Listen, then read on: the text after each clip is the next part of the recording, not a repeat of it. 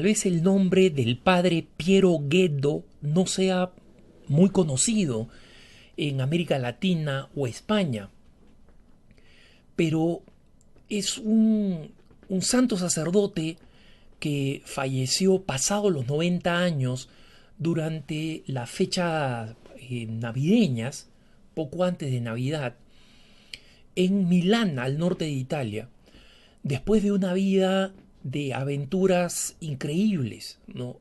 Y de aventuras que son especialmente edificantes. Y nos corresponde rezar por su eterno descanso y pedir que si ya goza de Dios, que no sería raro considerando la virtud de su vida, que interceda por nosotros en el cielo. El padre Piero Guedo, con doble D, italiano, nació en el norte de Italia a principios del siglo pasado y él nació de una familia profundamente cristiana.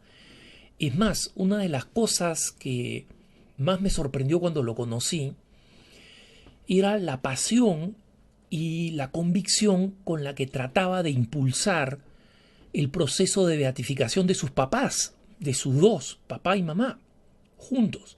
Obviamente, para que la Iglesia introduzca una causa de beatificación, esta no puede ser introducida por uno de sus familiares, mucho menos por su hijo, ¿no? Pero la diócesis en la que nació el padre Guedo y donde vivieron sus padres, decidieron efectivamente iniciar el proceso de beatificación de papá y mamá juntos del padre Piero, ¿no? Y en consecuencia, probablemente en el lapso de nuestras vidas nosotros seamos testigos de esta beatificación de una nueva pareja de esposos que hoy es tan importante para la importancia que tiene la familia en la supervivencia y el crecimiento de nuestra iglesia, ¿no? Tener unos modelos adicionales, además de los papás de Santa Teresa, del Niño Jesús, que han sido canonizados, o los Beltrame Quattro Occhi, por ejemplo, estos esposos beatificados, esposos italianos, es de esperar. Pero la aventura del padre Piero Guedo de su propia vida cristiana no se queda ahí, ¿no? Y no se queda en haber sido el hijo sacerdote, misionero, de unos padres de extraordinaria virtud. Pero el padre Guedo se ordenó sacerdote muy joven en su vida y luego, desde el comienzo, pidió ser misionero en el extranjero, ser enviado de misionero. Especialmente tenía una atracción que lo había capturado desde la infancia de ser misionero en la India, ¿no? Sin embargo, sus superiores vieron en el padre Guedo esta tremenda capacidad de comunicación, esta habilidad para el periodismo escrito, que era tan importante en la época, porque recordemos que todavía la televisión no se había popularizado, la radio era relativamente popular, pero los medios de comunicación más importantes eran los medios escritos, periódicos y revistas. Y el padre Guedo era muy bueno escribiendo. Entonces tuvo la oportunidad de viajar por muchas partes del mundo, nunca quedándose como misionero, sino como un gran propagador de las misiones. Y pronto fue responsable del PIME, ¿no? Del Pontificio Instituto para las Misiones al Exterior, este centro en Italia auspiciado por la Santa Sede que promueve las misiones a través del mundo, que alienta a sostener a los misioneros y alienta las vocaciones misioneras. Padre Guedo, en ese sentido, con su capacidad de comunicación, con las distintas revistas y luego más tarde, ya mayor, con las páginas web que promovió para motivar a la misión, para mantener atenta a la iglesia en estos territorios donde la comunidad eclesial apenas crece, pero que tiene enormes signos de vitalidad. El padre Guedo se mantuvo realmente en este frente, ¿no? Y yo lo conocí en Milán unos 3 años atrás, es decir, cuando ya estaba muy mayor, pero nunca retirado. Y lo fui a visitar a Milán y regresé de viaje con una maleta adicional con todos los libros que el padre Guedo había escrito y que los tenía a mano y que los tenía catalogados gracias a una extraordinaria religiosa que era un poco mayor que él, pero que le ha sobrevivido.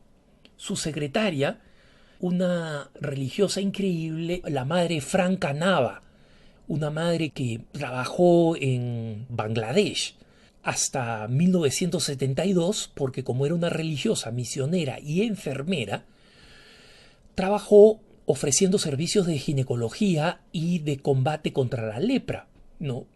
Y esta religiosa vivió condiciones increíbles de pobreza con la iglesia, pero junto con el padre Guedo estaban tan contentos el padre Guedo y Sor Franca Nava de la visita del Papa Francisco a Myanmar y Bangladesh. Recordarán ustedes esta visita que se realizó el año pasado, el 2017, entre el 26 de noviembre y el 2 de diciembre, ¿no?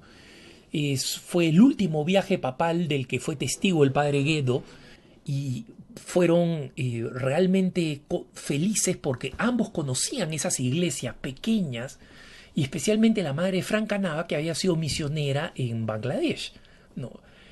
Con una gran mayoría musulmana y sin embargo una comunidad cristiana muy pequeña, muchas veces acosada, perseguida en Bangladesh por la mayoría musulmana, pero siempre dispuesta a ayudar, a dar testimonio y a servir como enfermera en el caso de la madre Franca Nava y luego como asistenta del padre Guedo. El padre Guedo llamaba a la madre Franca Nava, le decía el bastón de mi vejez, ¿no?